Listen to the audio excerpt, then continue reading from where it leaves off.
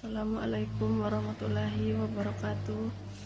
Perkenalkan, saya Nora Naswita Putri dengan NIM 22040125, Prodi Pendidikan Agama Islam. Saya di sini akan memenuhi tugas dari Bapak Joni Indrawandi dengan mata kuliah Sejarah Pendidikan Islam di kampus IAI Sumber Pariaman. Baiklah, saya akan menjelaskan tentang sejarah pendidikan Islam periode Makkah. Pendidikan Islam di Makkah memiliki akar yang sangat dalam dan penting dalam sejarah Islam. Sebelum Islam, Makkah adalah pusat kegiatan spiritual dan perdagangan di Jazirah Arab. Setelah Islam datang, pendidikan Islam berkembang di kota ini dengan ajaran dan nilai-nilai agama yang disampaikan oleh Nabi Muhammad SAW. Di awal dakwah Islam, pendidikan dilakukan secara lisan dan langsung oleh Nabi Muhammad kepada para sahabatnya. Makkah menjadi tempat di mana banyak Al-Quran diwahyukan kepada Nabi Muhammad. Pendidikan Islam di Makkah meliputi ajaran tentang tauhid, akhlak mulia, serta ajaran-ajaran praktis untuk membangun masyarakat Muslim. Pendidikan Islam di Makkah berkembang melalui dua pendekatan utama. Yang pertama, pengajaran lisan. Nabi Muhammad SAW memberikan pengajaran langsung kepada para sahabatnya dengan memberikan ceramah, khotbah, dan penyampaian ajaran Islam secara langsung. Maka menjadi tempat di mana banyak ayat Al-Quran diwahyukan kepada Nabi Muhammad yang kemudian disampaikan pada para sahabatnya. Yang kedua, pembentukan karakter dan moral.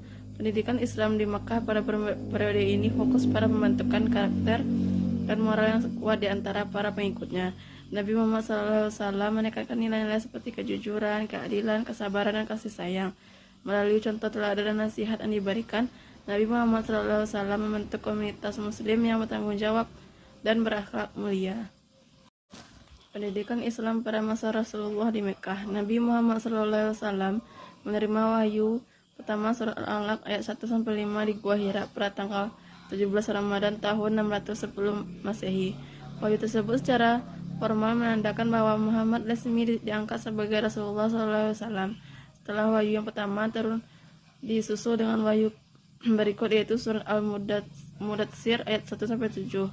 Pendidikan Islam mulai dilaksanakan Rasulullah SAW setelah mendapat perintah dari Allah agar beliau menyeru kepada Allah sebagaimana termaktub dalam Quran surat Al-Mudatsir ayat 1-7. Pendidikan Islam terjadi sejak Nabi Muhammad diangkat menjadi Rasulullah SAW di Makkah dan beliau sendiri sebagai gurunya. Menyeru berarti mengajak dan mengajak berarti mendidik.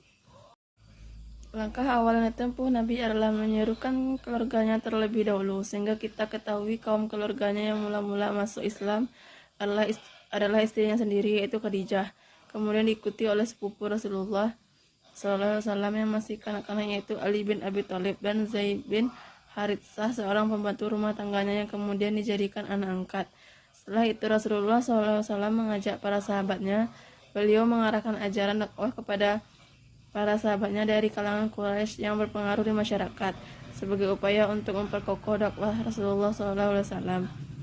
Di antara mereka adalah Abu Bakar, sahabat karib yang telah dikenal Nabi luar dalam. Setelah menyatakan beriman dan mendukung dakwah Nabi, Abu Bakar secara diam-diam mengajak kaum Quraisy untuk memeluk agama Islam.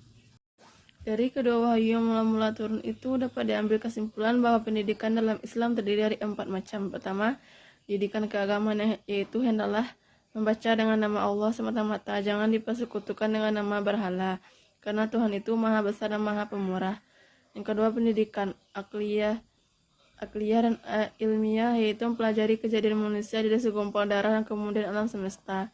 Yang ketiga, pendidikan akhlak dan budi pekerti, yaitu si pendidik hendaklah suka memberi atau mengajar tanpa mengharapkan balasan dari orang-orang yang menerima pemberian itu. Yang keempat, pendidikan jasmani atau kesehatan, yaitu mementingkan kebersihan, bersih pakaian, bersih badan, dan bersih tempat kediaman. Terutama si pendidik harus bersih pakaian, suci hati, dan budi pekertinya supaya menjadi contoh dari suri teladan bagi anak-anak didiknya. Pokok-pokok pengajaran Islam di Mekah. Nabi Muhammad SAW tinggal di Mekah setelah beliau diangkat menjadi Rasul selama 13 tahun.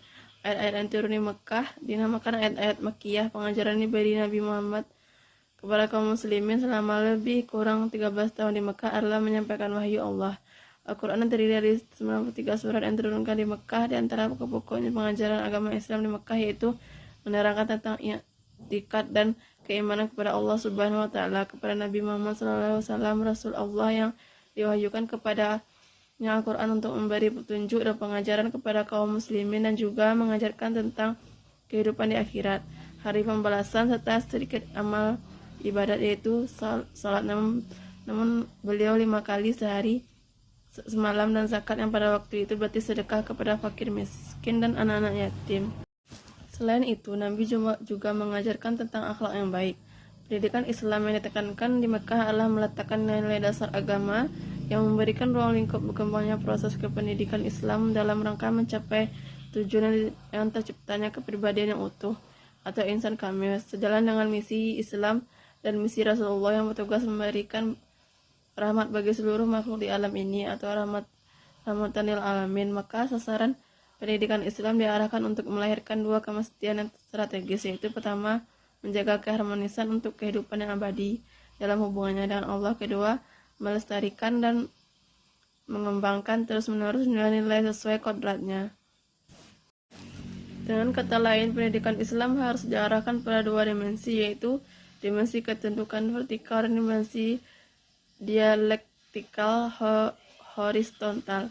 Pada dimensi pertama, pendidikan diarahkan untuk menumbuhkan kesadaran dan mengembangkan pengertian tentang asal-usul dan tujuan hidup manusia dalam mencapai tingkat hubungan yang intensif dengan Allah. Sedangkan dimensi kedua yaitu dialektikal horizontal, kependidikan hendaknya mengembangkan pemahaman tentang kehidupan konkret, yakni kehidupan manusia dalam hubungannya dengan alam dan lingkungan sosialnya. Pada dimensi ini, manusia harus mampu mengatasi tantangan dan kendala dunia sekitarnya dengan seperangkat kemampuan yang dimiliki, pengetahuan, keterampilan, moral, dan kepribadian yang mantap. Baiklah, sekian yang saya sampaikan. Saya akhiri dengan wabillahi taufiq wal hidayah. Wassalamualaikum warahmatullahi wabarakatuh.